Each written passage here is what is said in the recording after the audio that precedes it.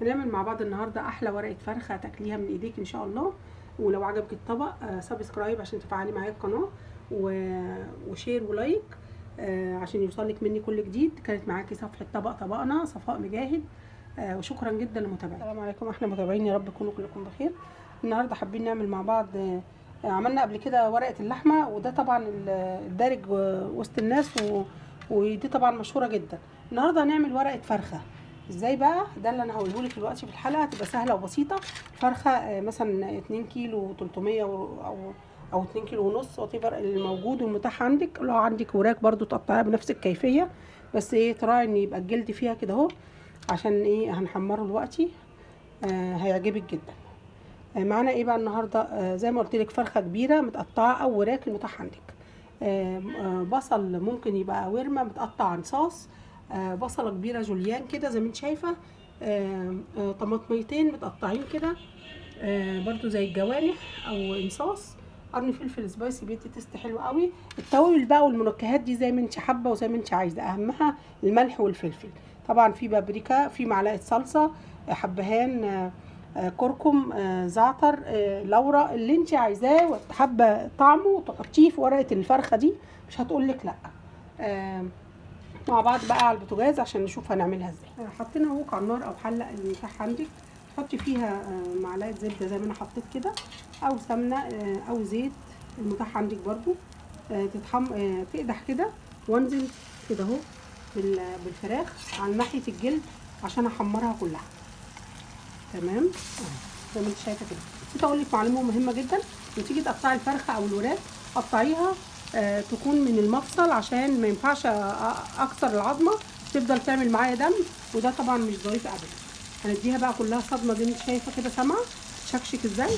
هنديها صدمه تصحى كده. انا عايزاها تتحمر، تاخد ايه لون كده ذهبي جميل، لانها متحمره بالظبط، عشان لما نحطها مع الخضار ما تتسلقش وتبقى شكلها حلو وطعمها جميل.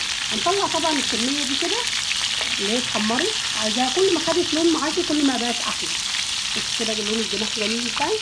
ننزل بقى بالبقيه الكميه ونحمرها. طبعا بدلت وحطيت حله لان انا عندي كميه خضار، وزي ما انت حابه بقى هتحطي مع ايه، مع ورقه الفرخه. بعد ما حمرناها زي ما انت شايفه نقلت الزبده اللي كانت مكان الفراخ، وازود حته زبده تاني كده. تمام، سامعه اهي بتشكشك اهي. هنزل بقى ايه بالبصل اللي هو الجوليان، والبصل المتقطع مربعات، وجوانح الطماطم، شويه الخضار المتاحين عندي اللي انا حابه اكلهم. تمام. طيب انا حابه اجود بقى مع الخضار ده. تمام، وهديله تقليبه كده.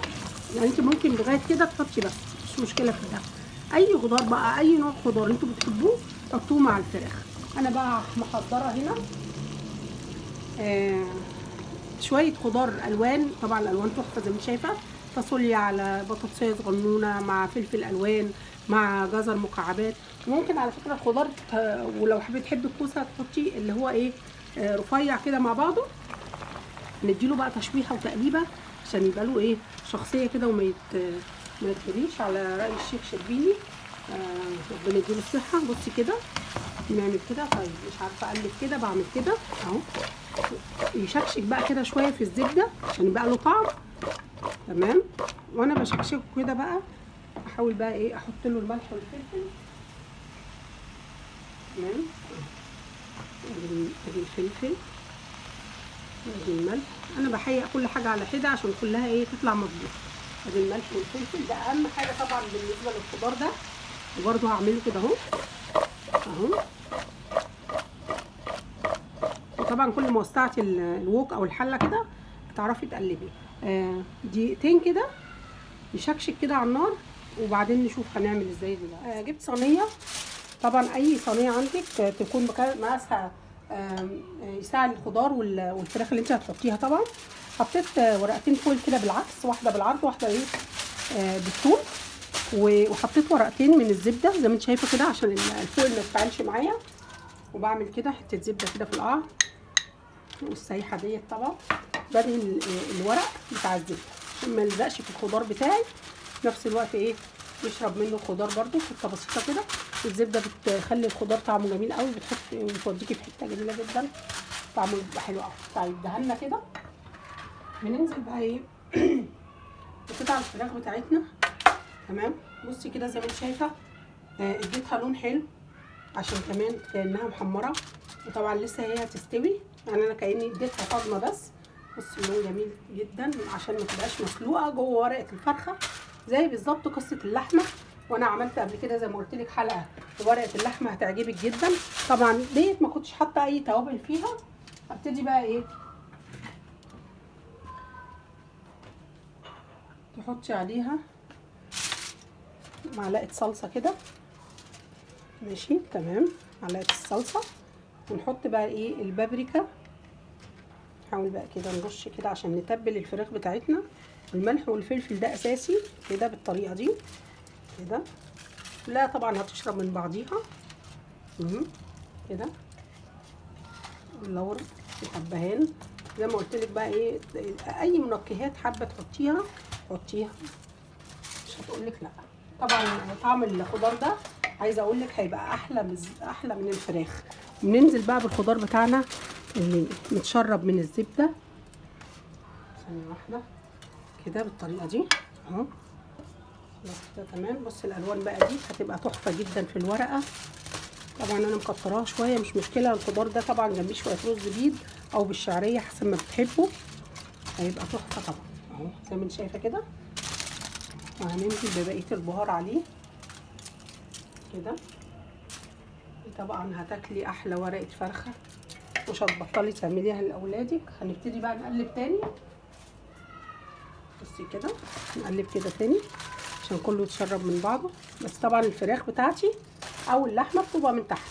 وليه انا حمرتها زي ما قلت لك عشان تدي لون حلو، ما تبقاش مسلوقه، تبقى حلوه جدا. هندخلها على درجه حراره 180، هتقعد ساعه وربع وتاكلي احلى ورقه لحمه ورقه فرخه تطلع من ايديكي. ودي طبعا هتبقى جديده بالنسبه لك بس هتبقى حلوه جدا وهتعجبك. طب اهم حاجه بقى هعمل ايه كده من فوق، هجيب ورقتين زيت او زبده كده زي ما انت شايفه. ورقه الزبده نفسها بدهنها واحطها على الخضار بتاعي عشان ما تتفاعلش مع الورق الفويل بالطريقه دي كده تمام. وبحاول بقى ايه، اهم حاجه في ورقه اللحمه او ورقه الفرخه الجميله اللي احنا بنعملها دي ان احنا نكمرها. الكمره دي هي اللي هتسويها. نعمل كده بقى طبعا عفوا منظر ايدي كان التوابل البابريكا تمام اهو. نعمل كده بنحاول نقفل بقى كويس قوي. بعد ما بقفل دي كده عليها تمام، بجيب كده الجزء ده كمان زي ما انت شايفه كده تمام. وبجيب ورقه تاني واحاول اكمر الصينيه نفسها كده تمام. نحطها بقى في الفرن ونشوف ان شاء الله تاكلي احلى ورقه لحمه ورقه فرخه. نفتح مع بعض بقى ورقه الفرخه الرائعه دي شايفه بس كده. طبعا هنشوف مع بعض التقديمه بتاعه المطاعم وزي ما قلت لك تبقى عظمه جدا زيها زي ورقه اللحمه بالظبط اهي كده. طبعا الريحه خطيره جدا، عايزه اقول لك الطعم هيبقى اكتر كمان، يبقى حلو قوي. بصي بقى خلينا نشوف بقى الفراخ بتاعتنا بتقول ايه. نلم ده الاول كده كده. ريحه طبعا تحفه. طبعا الخضار زي ما انت شايفه اهو ليه شخصيه، يعني ماسك نفسه وتعرفي تميزي بين انواعه. بصي بقى شايفه التحميره بقى اللي احنا حمرناها. بصي المنظر جميل ازاي، تعجبك جدا وان شاء الله هتبقى احلى من ايديكي. لو اول مره تشوفي القناه بتاعتي دعميني بسبسكرايب، فعلي معايا قناتي عشان توصلك مني كل جديد. لو عجبك الطبق شير ولايك عشان يوصلك مني كل جديد. بصي بقى كده يبقى المنظر اهو. وادي الفراخ اهي. شكرا جدا لمتابعتك.